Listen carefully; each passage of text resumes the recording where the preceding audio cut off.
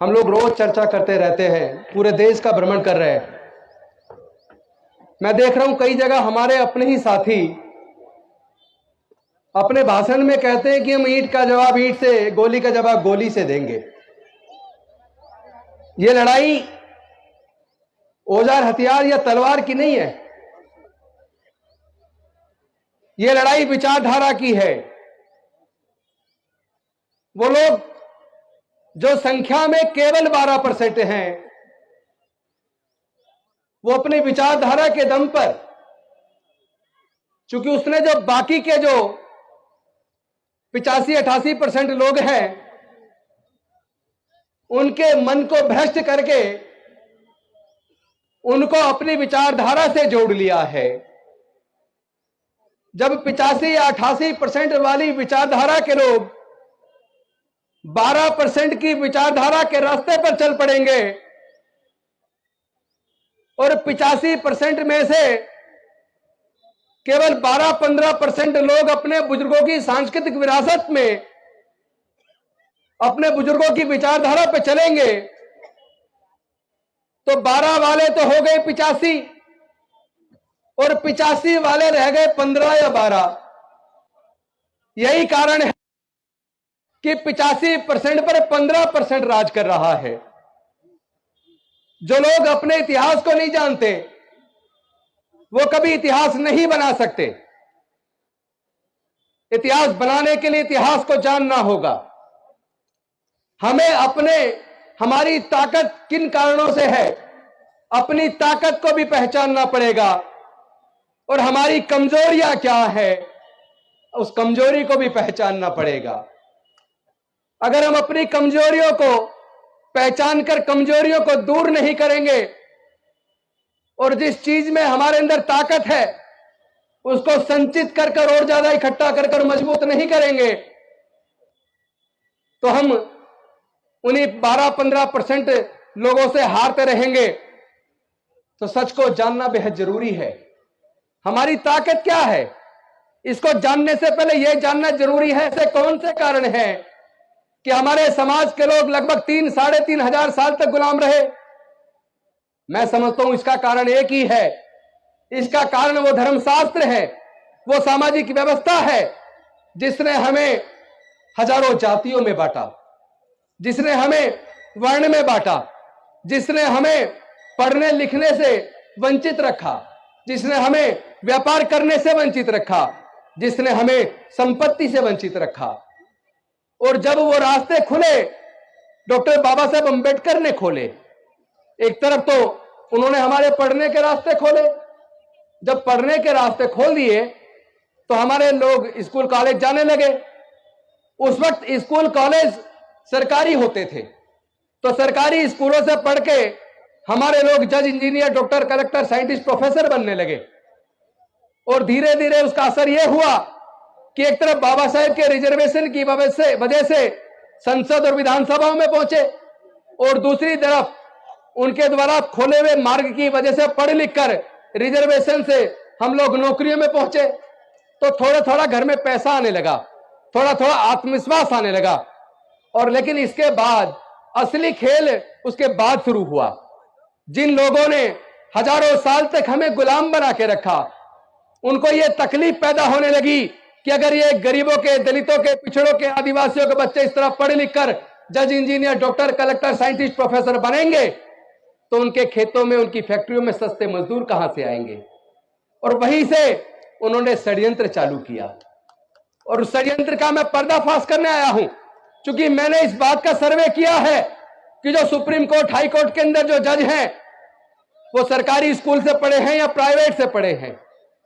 जितने senior bureaucrats हैं, senior doctor, senior engineer, senior scientist, senior professor हैं, वो सरकारी स्कूल से पढ़े हैं या प्राइवेट से पढ़े हैं। मेरे सर्वे में यह निकल कर आया 97% से 98% के बीच सुप्रीम कोर्ट, हाई कोर्ट के जज, ब्यूरोक्रेट्स, डॉक्टर, इंजीनियर, जज, साइंटिस्ट, प्रोफेसर वो सरकारी स्कूलों से पढ़े हैं। यानी कि सरकारी स्कूलों में पढ़ाई अच्छी थी। फिर ऐसा कौन सा कारण है, लगभग 40 साल पहले एक षड्यंत्र रचा गया कि अगर इसी तरह दलितों, पिछड़ों, आदिवासियों, गरीबों के बच्चे पढ़ लिख कर अगर ये जज, इंजीनियर, डॉक्टर, कलेक्टर बनते रहे तो उनको सस्ते मजदूर कहां से मिलेंगे? और जो पढ़ जाएगा वो जग जाएगा, जो जग जाएगा वो सवाल पैदा करेगा, और जो सवाल पैदा करेगा उसको बेवकूफ बनाकर उसका वोट नहीं जीत सकते। तो उन्होंने षड्यंत्र किया एक तरफ, और इस सच को आपको मानना पड़ेगा। चूंकि भाई मैं तो बड़ा गौरवान्वित हूं अपने पूर्वजों की धरती पर मेरठ में आके, चूंकि हम लोग, हमारे पूर्वज मेरठ के थे। आज भी मेरे से कोई पूछता आप कहां से हो, तो मैं कहता हूं मेरठ जिले से हैं। तो मेरठ जिला तो ऐतिहासिक नगरी है। तो आज मैं अपने मेरठ के लोगों से बात करने आया हूं कि आपको कम से कम इस सच को स्वीकार करना चाहिए। अब से 30 साल पहले आपने कावड़ की लाइन लगी हुई नहीं देखी होगी, कहीं टेंट लगे नहीं देखे होंगे। ऐसे कौन से कारण है कि लगभग 30 साल पहले बाढ़ आ गई, कावड़ की जगह जगह टेंट लग रहे, फ्री में खाना, ये सब क्यों?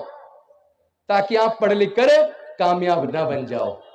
तो इंजीनियरिंग कराने के लिए आज की डेट में सरकारी कॉलेज में आपको 12 से 15 लाख रुपया चाहिए। क्या हमारे समाज के 99% लोग, हमारे समाज का मतलब दलित, पिछड़े, आदिवासी, किसान, मजदूर, पिछड़े वर्ग, सब लोग, सब मिला के 99% के मां बाप 12 से 15 लाख रुपए का खर्चा नहीं उठा सकते। डॉक्टर बाबा साहब अंबेडकर ने कभी औजार हथियार नहीं उठाया, कभी किसी का खून नहीं बहाया, कभी किसी की जान नहीं ली, लेकिन डॉक्टर बाबा साहब अंबेडकर अकेले थे। उन्होंने 3500 साल की गुलामी से हमें आजाद कर दिया। ना केवल 3500 साल की गुलामी से आजाद कर दिया, बल्कि हमारे आगे बढ़ने के रास्ते खोल दिए। लेकिन इस पूरी संघर्ष के अंदर उन्होंने अपने 4 बच्चों को गंवा दिया, उन्होंने माता रमाबाई को गंवा दिया। मैं आप सबसे पूछना चाहता हूं, क्या डॉक्टर बाबा साहब अंबेडकर की कुर्बानी बेकार चली जानी चाहिए? क्या हमें शर्म नहीं आती? हमारा समाज एक एक करके प्रताड़ित किया जा रहा है। मूंछ रखने पर हमारी हत्या हो रही है, गला छूने पर हमारी हत्या हो रही है, बहन बेटी की इज्जत लूटकर उसकी हत्या हो रही है, और जिन्होंने जुल्म किया एक को सजा हुई, बाकी बरी हो गए। हम किधर जा रहे हैं? भारत जा किधर रहा है? और वैसे भी हम लोग बुद्ध के धम्म को मानने वाले हैं।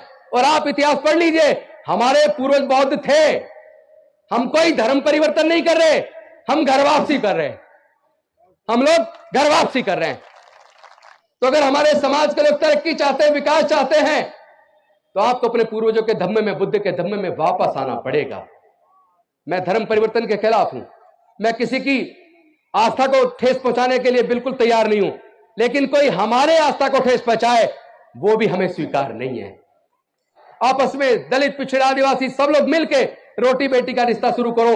और मुझे आपको ये बताते हुए बेहद खुशी में हो रही है, पूरे देश में दलितों, पिछड़ों, आदिवासियों के बीच आपस में खूब शादियां होनी शुरू हो गई हैं। और बाबा साहब के संविधान को रख के, तथागत बुद्ध को और बाबा साहब की मूर्ति को रखकर और संविधान की प्रस्तावना को पढ़ के आज हमारी शादियां हो रही हैं, इंटरकास्ट मैरिज हो रही हैं। अब जो बच्चे पैदा होंगे उनके, वो किस जाति के होंगे?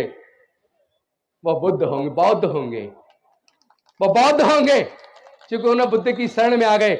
और बुद्ध और हमारे सम्राट अशोक का जो सपनों का भारत था, उस वक्त म्यांमार से लेकर काबुल, कंधार तक, ईरान तक पूरा भारत बौद्ध में था। जहां भी कहीं खुदाई होती है केवल बुद्ध निकलते हैं, कोई और नहीं निकलता। इस सच को समझ लीजिए। आपकी बुजुर्गों की सांस्कृतिक विरासत बेहद कीमती है। उस विरासत को सजाने, संवारने, संरक्षित करने का समय आ गया है। जाति छोड़ो, समाज जोड़ो। जाति छोड़ो, जाति छोड़ो, जाति छोड़ो। बौद्ध धम्म की क्या पहचान? बौद्ध धम्म की क्या पहचान? जय जय जय जय जय भीम। जय जय जय जय जय भीम।